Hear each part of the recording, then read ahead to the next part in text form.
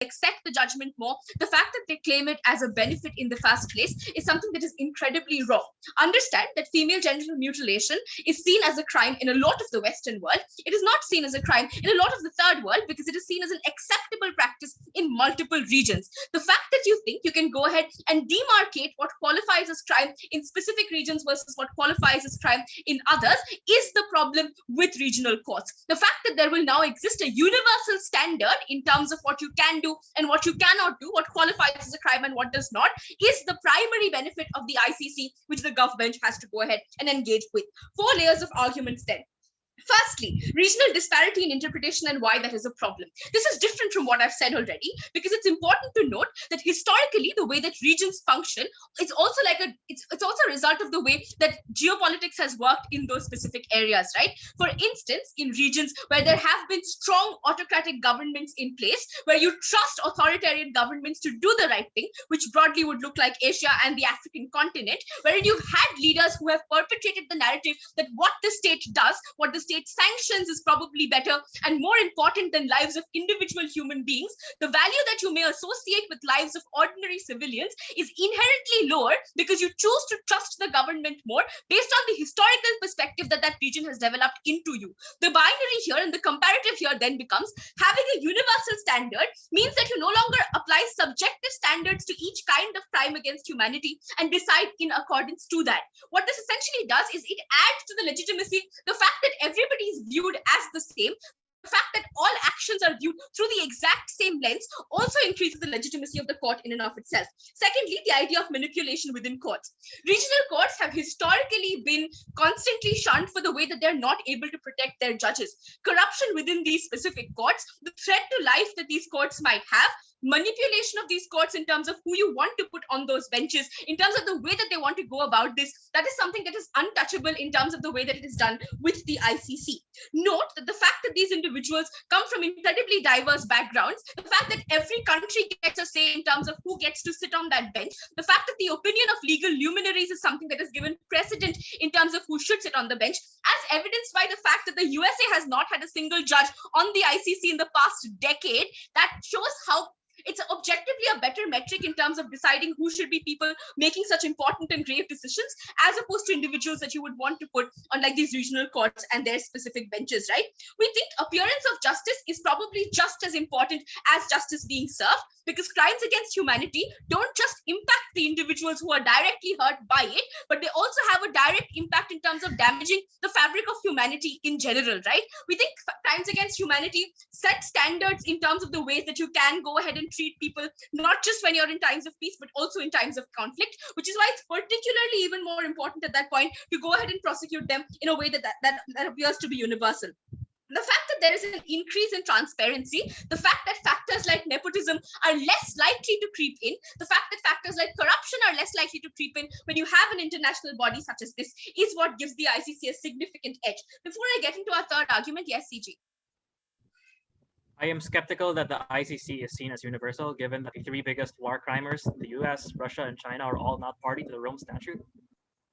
The problem with this is I don't think Russia and China are going to be able to be prosecuted with regional courts in and of itself. The thing with this motion is that you have to view this on a comparative. If you want to argue that you don't think that the USA is going to be able to be justly prosecuted by the ICC, you have to prove to me why you think a regional court will probably be able to do the same. We think in the absence of an alternative, what then is best is the way that status quo functions. In the way that the ICC has in the past been able to actually give out 6 verdicts, which we think that is still better than 0 verdicts, which nobody would have probably agreed on, we think our comparative inherently then stands to be better. It is important to understand that the global legitimacy that the ICC gets is something that is objectively unique and stands as a benefit on our side of the house. The fact that the ICC is insulated from the rest of the world, and the fact that you're more likely to listen to an ICC as opposed to a regional court, is something that makes it significantly different. The reason why this difference is important is for crimes against humanity to be prosecuted at all, there has to be some semblance of acceptance that there has been a crime against humanity that has been committed in the first place. This is more likely to seem legitimate when it comes from a body that is insulated from the politics politics of the rest of the world, as opposed to a body which functions out of a specific region and wants to go ahead and mete out verdicts that apply to that specific region in and of itself. What makes it harder for these verdicts to have legitimacy when they come from regional courts is that individuals now want to view these verdicts as things that people who probably had like biased perspective went ahead and made those specific decisions. The fact that individuals think that those laws which were used in terms of deciding whether or not it's a crime against humanity don't apply to the rest of us, and probably that's something that we can still continue to get away with. The fact that the perception of justice then appears weak, the fact that individuals who are wronged by crimes against humanity continue to be wronged, for those reasons incredibly proud too. I would like to thank Leader of Opposition for that fine speech and would like to call upon Deputy Prime Minister to continue the case for opening government. Hear, hear. Hi, am I audible? Yes, you are. Amazing.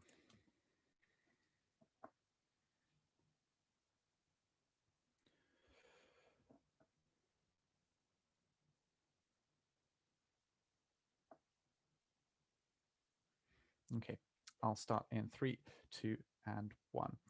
Opening opposition come up and say, well, you can have these courts, but they'll have all these issues, right? They'll be corrupt. They might not be super transparent. They might have some disparities in what's considered a crime. And yeah, I mean, maybe that's true. Maybe they won't be perfect institutions. I don't think we've ever claimed that they were. I think what we've said in opening government and wasn't really engaged with is that the priority is getting convictions, getting justice, increasing the pace of convictions, and making sure those convictions are sensitive to local contexts. I think ultimately, if we're willing to take slightly worse institutions, which maybe don't quite follow due process according to archaic international law, we're willing to trade that off on the basis of getting more convictions in the first place. That's how I think we interact on the top level with opening opposition. So this speech will have a couple of different parts. I'll first of all deal with the cases from OO that come out. I think that'll be quite quick, and then rebuilding in responses to the responses they give to us before some extensions on specifically the perverse incentives of the ICC as it stands, why we get more local knowledge and compromise, and therefore why we get more buy-in. Let's go straight into what opening opposition tell to us. First of all, the idea that there will be a disparity in what is considered a crime. I think 2 responses to this. The first, I think there will be a minimum standard of what is a crime. FGM is indeed considered a crime pretty much worldwide, right? Like it's still written, there's still going to be considered like written by local legal experts. You're unlikely to ignore huge things. If there are local disparities, that's good. I think countries have the right to make their own laws and decide on small things at least what their people should be prosecuted for. Second, this is obviously subsequent, like logically prior is the idea that you get prosecutions in the first place. So even if they're prosecuted for slightly fewer things, getting prosecutions in the first place is a priority. Second, on the idea of better individuals, I think that we can probably say there are competent, high-ranking experts everywhere. We're willing to get that 100th best judge in the world instead of the 10th best judge in the world. Like that's not a big deal for us. Then finally, on the idea of increasing transparency, not second to last on the idea of increasing transparency, the idea of corruption occurring. I think corruption occurs when you can't get a conviction through normal methods and you have to use underhand methods to get it. I think that at the point where we escalate that process, there's less of a need to resort to corruption.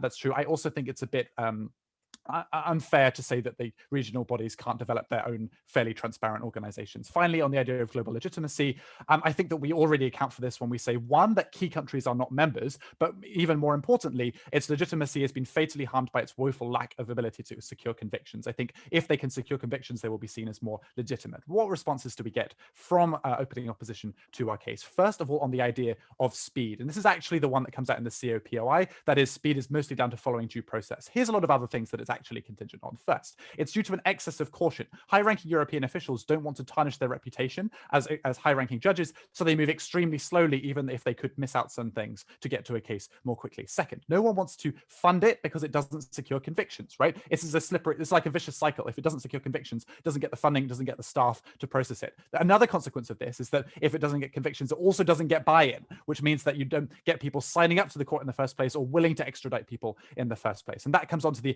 extradition point, right? I think that the main reason they're not extraditing is people don't want to send others to Europe where they might never see them again, as opposed to where they could send them to other countries which share many of the similar cultures, similar laws, similar interests. You're more likely to see them again and more likely to have control over them. Finally, they respond to us on the idea of expertise, and they say that actually the ICC has a much larger pool of people that it can choose from. I think that these regional groups can still consult experts from all over the world. There's nothing stopping them doing that. The problem is in the status quo, local people are currently being invited to the ICC, but they're speaking up against all experts from all around the world who are being equally consulted with local people. So they end up getting drowned out. When you have a regional court, the primary people that are consulted are the local people. Those are the people that you want to listen to. We think that's a good thing. How do we extend then? How am I going to extend from the PM speech? First of all, the perverse incentives of the ICC. The ICC was created for Western countries to try and reinforce their post-World War II ideas of international law. Unfortunately, those ideas have changed a little bit since World War II, even though international law hasn't. 3 incentives of the ICC that are problematic. First, quantity over quality of persecutions. The ICC is constantly attacked for being ineffective. When they get a big case, it gets international attention and they get a boost. So they rush, and obviously ineffectively, but they nonetheless try and rush forward with prosecutions rather than trying to understand the local context and perhaps occasionally saying we're not going to get a persecution here because it's not sensitive to the local context. It wouldn't help on the ground. Second, they're saying we would note that international law hasn't changed much since World War II, right? They've added some stuff on about chemical weapons. That's about it. The problem is attitudes on peace building have developed significantly. Now we know that sometimes it's not helpful to prosecute local leaders because the key to stability for that group might be bringing that leader on board and bringing the ethnic group that they represent on board. Finally, the generic analysis. The ICC is dominated by old white men. If we can have regional bodies, they're probably dominated by old, not white men. Like that's probably on the comparative less racist. That's probably quite a good thing. Before I move on, CEO. So why don't go on. Okay. Why don't regional courts have things like the exact same incentives when it comes to trying to maximize like media attention and other positive kinds of PR at the expense of like actually getting justice? No, they don't, because the ICC only prioritizes getting that media attention because that's what it needs to get funding. If you can get buy-in in other ways, so for example, through countries getting involved, or through countries having interests, or through countries themselves having more power over it, or feeling more confident that they can fund it without risking their own national interest, then they're less concerned about that in the first place, and they're less worried about this, and courts themselves are therefore don't have this urgency to push forward for prosecutions. Why do we get comparatively more buy-in on this on our side here? First, it's now going to be dominated by local experts. Tom talked about this. I've moved on. But second, you get decisions being made by countries which are directly affected. This looks like Nigeria and Chad deciding on the Central African Republic rather than France, and therefore comparatively more local knowledge. Third, they follow a different set of laws, right? This is what Tom was talking about when he was talking about the African Union Treaty on the Unconstitutional Changes of Government. They don't prosecute everyone. They sometimes, even if it's an illegal transition, it's helpful to get rid of a dictator. The ICC just prosecutes people in according to international law. These groups can be sensitive and say, well, actually, it would be really kind of good for the stability of this government if we allow this to happen, so we'll let it slide this time. That's the kind of nuance that you get when you consult local people, or they are the majority of these diplomats. Okay, finally, why the consequence of this, of speed, by the way, is huge, right? When you have more speed, not only do you when more prosecutions, it gives you allows these people to have closure. In the context of violence, in the context of war, where people feel aggrieved and they feel that they can't support a unity government, their closure is the thing that now allows you to say, yes, we can move forward together rather than continuing to fight. Second, prosecutions are valuable because they get powerful, dangerous people out of government where they might still be in a position to commit more crimes. For all of these reasons, we need effective institutions that consult local people. So proud to propose. I'd like to thank Deputy Leader of Opposition for that fine speech, and would like to call upon Member of Government to start a case for closing government. Here. Hey, can I be heard? Yes, you can. Okay, I'll take a POI in chat. Great.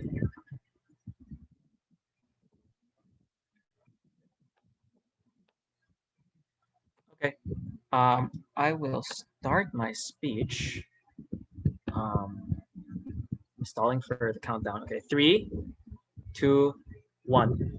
In this speech, I'm going to do two things. The first thing is I'm going to explain why permanent regional courts are substantially more effective at preventing crime and presenting a hard line to dictatorial behavior, which is a prior benefit to every other benefit explained around. And then secondly, I'm going to explain why because of this, they're also more well-received and legitimacy will flow from that. Before that, some direct responses to opening opposition. I don't think opening government responded to this well enough. First, opening opposition says, oh, the US not being part is not a problem because you won't get them on your side either. Clearly, clearly the regional courts. It's your side that has to prosecute the US because of the claim that you are universal. The ICC has the mandate of being the world's court, but when Duterte responds to the UN probes by saying that neither US nor China have to pay lip service to these probes, then that's when legitimacy becomes far less effective, for the reason that it's clear it's unequal, as opposed to regional courts that don't have the burden of taking unattainable targets. Secondly, they say, well, 6 verdicts are better than 0 verdicts, so you have no efficacy, so you've clearly lost. When the African Court for Justice and Human Rights prosecuted Hissène Habré, former leader of Chad and the Pinochet of Africa, that was not 0. When the African Court for Justice prosecuted Charles Taylor, former president of Liberia, that was not 0. It is clear that there have been examples of regional success. We suggest something similar might happen if you set it up in Mercosur, in the Eurasian Economic Council, or in ASEAN. Beyond that, though, we simply say that when they say crimes against humanity have universal connotations, this again does not prove that you have to have a universal court. It is one hinged on effective prosecution, so it recurses into one issue. But beyond that, there's no explanation for why everyone in humanity has to participate in this, given that you specifically, your group, your racial group or your ethnic group in your country were the ones that were most proximate to this harm and most damaged by it. Just because everyone had a stake in it doesn't mean that they have to be the ones voting in it when you yourself have the largest stake in it. Beyond that, though, they also have to explain that the institution itself is legitimate, given that most countries didn't even have a role in drafting the Rome Statute, did not themselves have a legitimate say at the time when the laws themselves were crafted. We suggest these things were illegitimate. I'll take a PY from opening opposition now. What's your chance? Go. Rome Statute has been ratified, etc., but US doesn't want to go to ICC because it values its own judiciary, where Venezuelans came when they complained against US crime against humanity and got justice. Why would they opt into regional over their own court now? The point is that a regional body doesn't have to have the legitimacy loss of the US not obeying. The ICC does, because they take the legitimacy hit. This is where the whataboutism comes about. It doesn't apply to our side. Anyway, delineation from opening government. We've already taken out opening opposition because all the remaining material they have is gone. Opening government, how are you going to take them down? Why are regional courts better? So opening government just says people like it more since it adheres to local tradition and it's faster. This is clearly either symmetrical or not that important. Instead, we will explain why legitimacy flows from teeth and why teeth are so important. So also the timeline will be right. War crimes are not tried during conflict, by the way. So they don't actually have the power to have that as an argument. Anyway, first of all, we think permanent regional courts have more teeth. We envision regional courts to be typically attached to broader bodies. For example, how the ACJHR is attached to the African Union, something similar for ASEAN, the European Union, and Mercosur.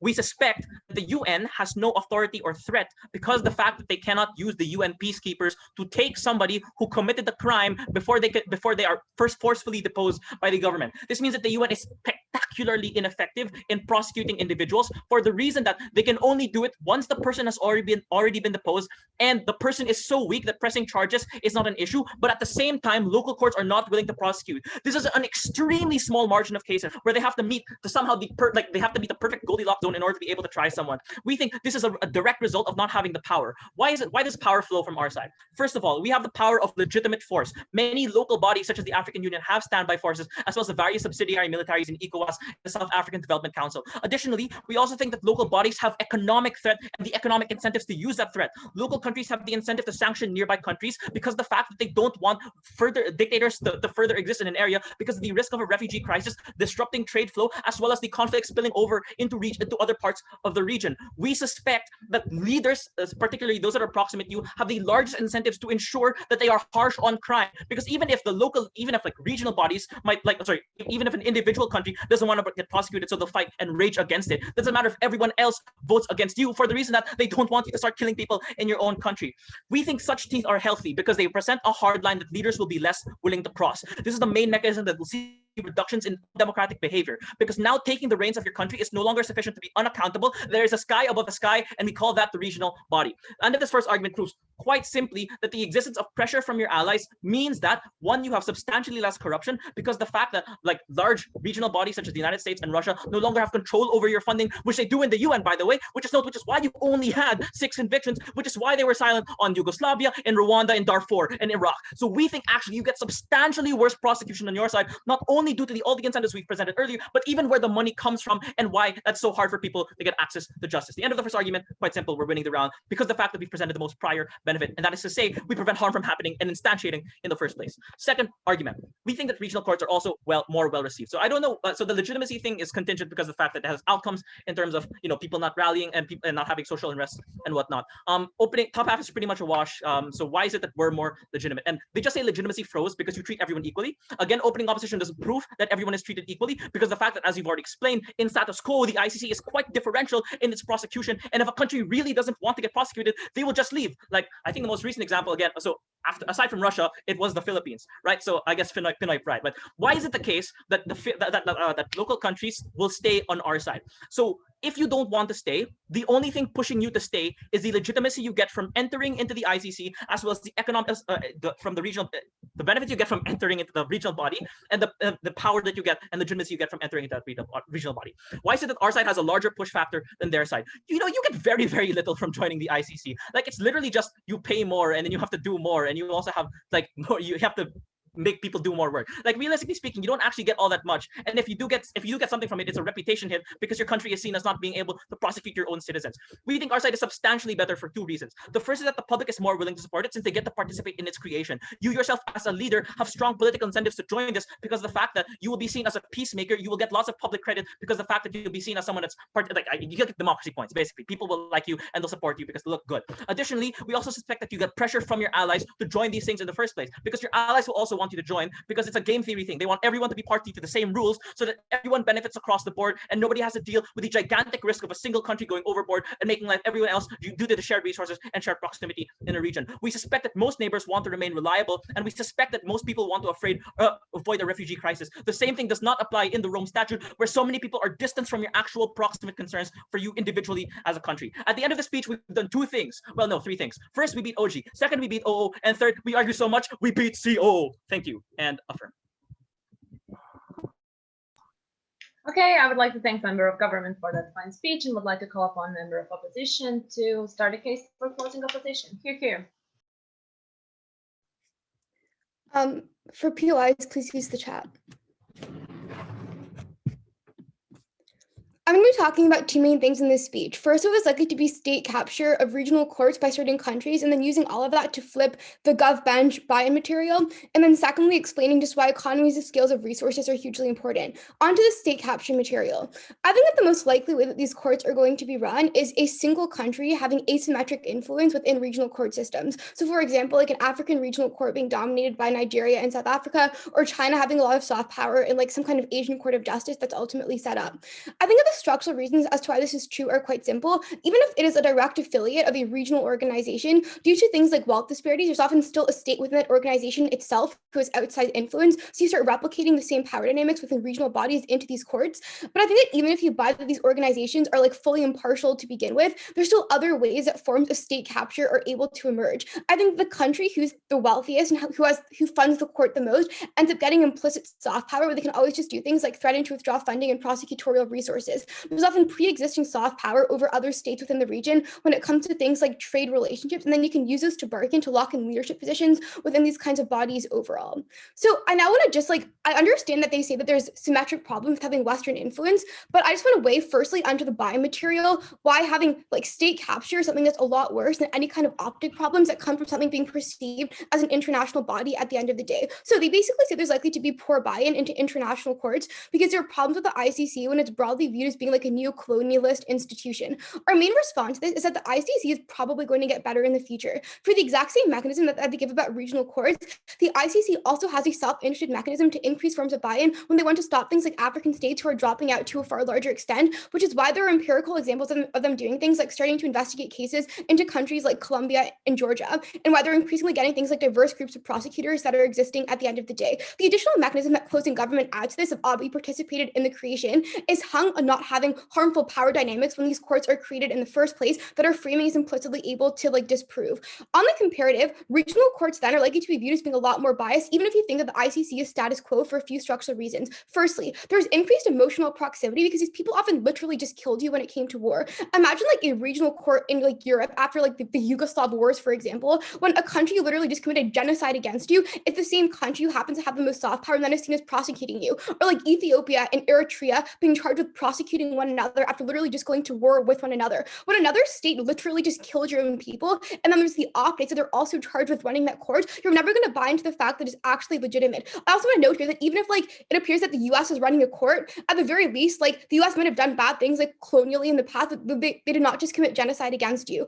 Secondly, though, when it comes to things like the illusion of neocolonialism and soft power, a dominant regional actor is interacting with you more in coercive ways on a daily basis than like Western institutions overall. So for example, China often has things like regional military bases that exist in a lot of states and engage in more status quo economic coercion than like US relationships in Asia under the status quo, and their levels on resentment on that capacity are often a lot larger. I also think that finally bias optics are larger when it appears that like a single state is running a court, as opposed to just Western bias overall, which is like a broad thing, but at the very least, I think it's going to be more impartial. It's biased, but at the very least, you still have multiple states who are collaborating with one another, because given that there's so many states in the ICC, it doesn't appear that it's under like the chokehold of a single country.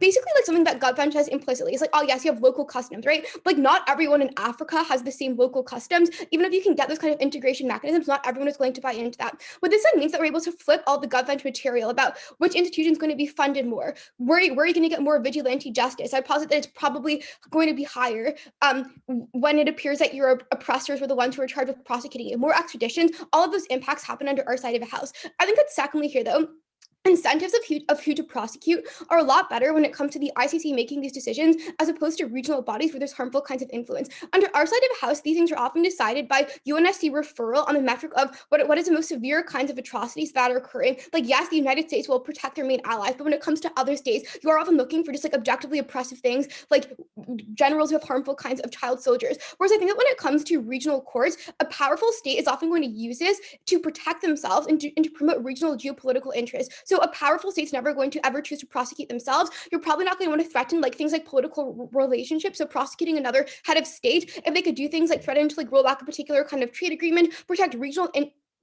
economic interest holistically, and stuff like that, or like also go after militia groups who are threatening you the most, to like Libya trying to get Haftar prosecuted with like an African regional court as opposed to other metrics. I think that under our side, this is a lot better because you're likely to just prosecute people who actually pose the greatest threats to human lives and to justice, as opposed to on the basis of political interest. While this impartial metric is maybe not ideal, you still take up people who are comparatively more harmful and who are oppressing people the most to stop them from like running for political office, and also just bringing the most justice to victims when it's actually done on the metric of who is oppressing individuals the most. What we hear from like CG in response to this is like, yes, but the UN cannot do this because they like aren't sending their troops into places. I don't think it's good if the AU sends their military to like get someone if that person isn't someone who should be prosecuted in the first place, particularly when they can often engage in like interventions under the pretext of justice. I also think that it's unclear why the AU would choose to prioritize finite resources over getting a person rather than other needs. Before I continue, OG. Yeah, in your POI, you can see that the majority of decisions, and in particular who to prosecute, are not made by governments, but by legal experts who have their own power base. Okay, understood. So you cannot get any of your benefits of buy-in. These regional courts are going to be run by international actors. Like GovBench has two options. Either they have regional courts that are basically just mini ICCs, in which case they knife all of their benefits, because you still have international bodies who are making decisions, or you have to concede that they are going to be regionally run. Even if you try and get international oversight mechanisms, the fact that it's spread out over a far larger number of countries also makes things like monitoring processes more difficult, and you have to accept the default of greater forms of regional control. So I now just want to get into some, like, I think important impacts about why efficiency and stuff is just better. They say that the problem with the ICC is that people are able to opt out. It's unclear why people could not opt out of regional courts as well, and their consensusing, as I pointed out in a POI, was just a lie. I think that we have a few standing benefits under our side of the house. Firstly, extradition is easier, and I want to be very clear, even if buy-in is a wash, here's just like a deadlock breaker over why extradition is easier. It is just good to have a larger number of states who are centralized into a single extradition agreement. That even if there's a few countries that Bashir is able to go into, the fact that more countries are tied to a single agreement, where if you have someone and you've signed the Rome Statute, you have a legal obligation to extradite them to the ICC, means that more people are going to get extradited than different regional courts who have their own agreements, meaning that if a bad general flees a particular like region, they're probably never going to get sent back to an international body. Secondly, though, economies of scale are important. It's not just what OS says of like more money in your pocket. It's the fact that you have the resources to get things like huge bureaucracy to deal with Interpol type systems, more resource sharing about crime that's happening in different countries, a lot of experts who are pulled together that can make things like getting a lot of money for like witness protection and more resources to track someone down a lot easier. For all these reasons, I'm very proud to stand in CO. I would like to thank member of opposition for that fine speech, and I would like to call upon government to conclude the government bench in this debate. Hear, hear.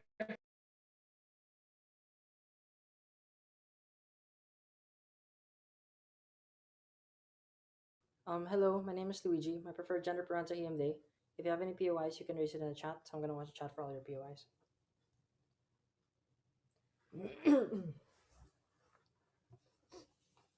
Starting my speech in 3, 2, 1, and go. 2 issues in this speech. Number 1, I'm going to talk about incentive structures and regional inequality, responding to CO. And second, I'm going to talk about what is exclusive to permanent regional courts. Number 1, on the incentive structures and the regional inequality. So closing opposition claims that there will be a monopolization of these regional courts, that there's going to be an asymmetry, and that oftentimes the perpetrators are going to be the ones that are trying and running and controlling many of these courts. David identified many mitigating mechanisms that show that the incentive structures of even authoritarian democracies or many richer countries within regional bases in these places that run these regional courts, this is actually a good thing for the following reasons. 3 things I want to point out here that are trying to spin the case of closing op. First, rich countries want stability in their areas. So that is why oftentimes they will fund and give a lot more money so that regional courts can at least, out of their own self-interest, prevent post-conflict societies from trying to erupt in conflict again, or for example, try and reinstill democratization and reinstill the processes of courts within these local areas, or for example, you want to prevent a refugee crisis or worsen the types of inter-regional conflict that can accrue, particularly when the people are not satisfied by these jurisdiction or the decisions that are made. That is why there is an incentive for many countries to rally together as collective bargaining as much as possible to have the economic and political leverage that is needed so that most of the perpetrators are not the ones running these courts. And for example, it is often more likely that those countries where these perpetrators used to come from, and remember, most of the time,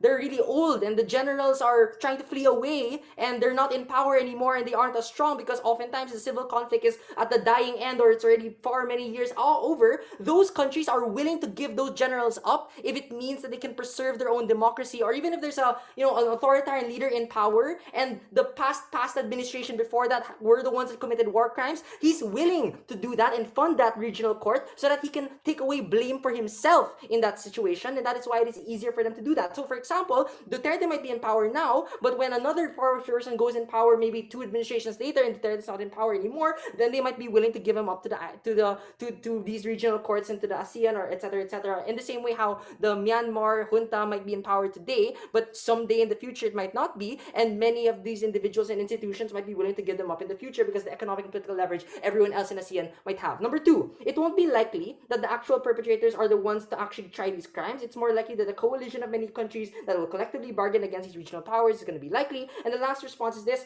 especially if this happens years after conflict, the comparative is that future administrations want the buy-in and the legitimacy so they can also give up their leaders, which is why most of them are most willing to let go of many of these people at the same time. The comparative is with Western influence, for example, which was already established in the opening half, to the extent that this is true and regional powers are going to be embedded into this conflict, and proxy conflicts are usually brought up over and over again, like US versus China over the South China Sea, etc. It delays all of these litigation processes. It delays the processes that happen internally within these countries because the uncertainty increases, it is more distant, and it is harder for you to even gain legitimacy regionally or political will for this to happen because there are more countries that are trying to stop these negotiations from happening in the first place. At least regionally, many collective interests of the fact are we want to try and move on from this conflict, and therefore it's easier for us to do that. So the monopolization is significantly unlikely. I want to go to the other issue. What are the exclusive benefits of permanent regional courts? To the degree that any collectivization necessitates buy-in